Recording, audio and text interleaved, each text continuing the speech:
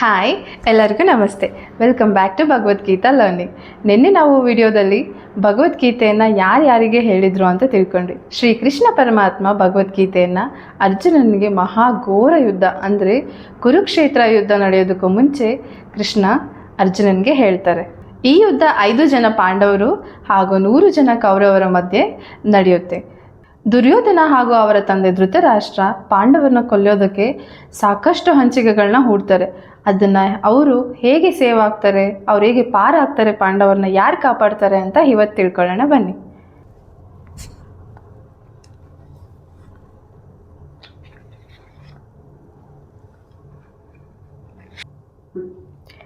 ಧೃತರಾಷ್ಟ್ರನ ಹಾಗೂ ದುರ್ಯೋಧನನ ವಂಚಿಕೆಗಳಿಂದ ಸಹಾಯ ಮಾಡಿದ್ಯಾರು, ಪಾಂಡವರನ್ನ ಕಾಪಾಡಿದ್ಯಾರು ಅಂತಂದರೆ ಶ್ರೀಕೃಷ್ಣ ಪರಮಾತ್ಮ ಹಾಗೂ ಅವರ ಚಿಕ್ಕಪ್ಪ. ಶ್ರೀಕೃಷ್ಣ ಪರಮಾತ್ಮ ಸಾಮಾನ್ಯ ಮನುಷ್ಯ ಆಗಿರೋದಿಲ್ಲ, ಅವರು ದೇವೋತ್ತಮ ಪರಮ ಪುರುಷನಾಗಿರ್ತಾರೆ. ಅವನು ಭೂಮಿಗೆ ಇಳಿದು ಬಂದು ಆ ಕಾಲದಲ್ಲಿ ಒಂದು ವಂಶದಲ್ಲಿ ರಾಜಕುಮಾರನ ಪಾತ್ರವನ್ನು ವಹಿಸಿರ್ತಾರೆ.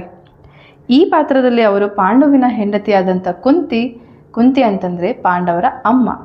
ಕುಂತಿಗೆ ಸೋದರ ಅಳಿಯಾಗಿರ್ತಾರೆ ಕೃಷ್ಣ. ಹೀಗೆ ನೆಂಟನಾಗಿ ಮತ್ತು ನಿತ್ಯ ಧರ್ಮೋದ್ಧಾರಕನಾಗಿ ಶ್ರೀಕೃಷ್ಣನು ಪಾಂಡುವಿನ ಧರ್ಮಿಷ್ಠ ಮಕ್ಕಳ ಪರವಾಗಿ ಮತ್ತು ಅವರನ್ನು ಕಾಪಾಡುತ್ತಾರೆ. ಹೇಗೆ, ಯಾವ್ಯಾವ ಸಿಚುವೇಶನ್ನು ಅಂತ ಒಂದೊಂದೇ ಬಿಡಿಸಿ ಹೇಳ್ತೀನಿ.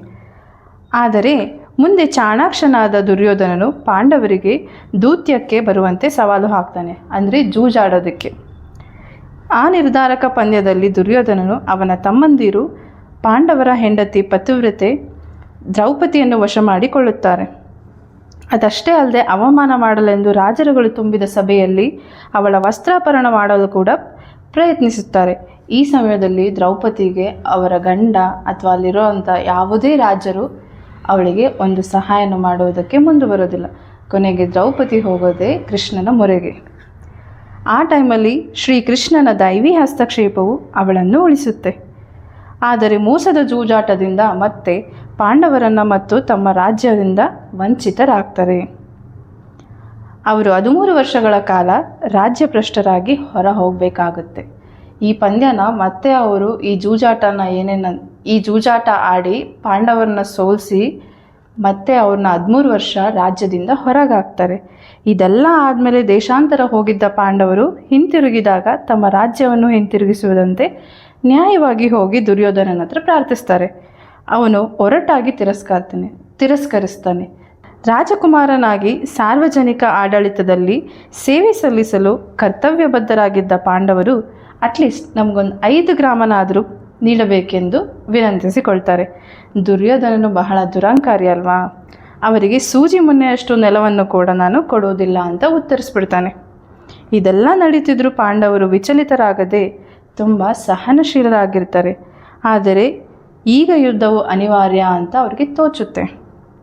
ಹೀಗಿದ್ದರೂ ಕೂಡ ಜಗತ್ತಿನ ರಾಜ ಮಹಾರಾಜರು ಭಿನ್ನಾಭಿಪ್ರಾಯಗಳನ್ನು ತಳೆದು ಕೆಲವರು ನಾವು ಧೃತರಾಷ್ಟ್ರರ ಪಕ್ಷ, ಕೆಲವರು ನಾವು ಪಾಂಡವರ ಪಕ್ಷ ಅಂತ ಪಕ್ಷಗಳನ್ನ ವಹಿಸ್ಕೊಂಡು ಹೋಗ್ತಾ ಇರ್ತಾರೆ, ಡಿವೈಡ್ ಆಗ್ತಾ ಇರ್ತಾರೆ. ನಾನು ಆ ಕಡೆ ಹೋಗ್ತೀನಿ, ಈ ಕಡೆ ಹೋಗ್ತೀನಿ ಅಂತ. ಆ ಟೈಮಲ್ಲಿ ಸ್ವತಃ ಶ್ರೀಕೃಷ್ಣನೇ ಪಾಂಡವರ ದೂತನಾಗಿ ಶಾಂತಿಗಾಗಿ ಕಳಕಳಿಯಿಂದ ಪ್ರಾರ್ಥಿಸಲು ಧೃತರಾಷ್ಟ್ರನ ಆಸ್ಥಾನಕ್ಕೆ ಹೋದನು.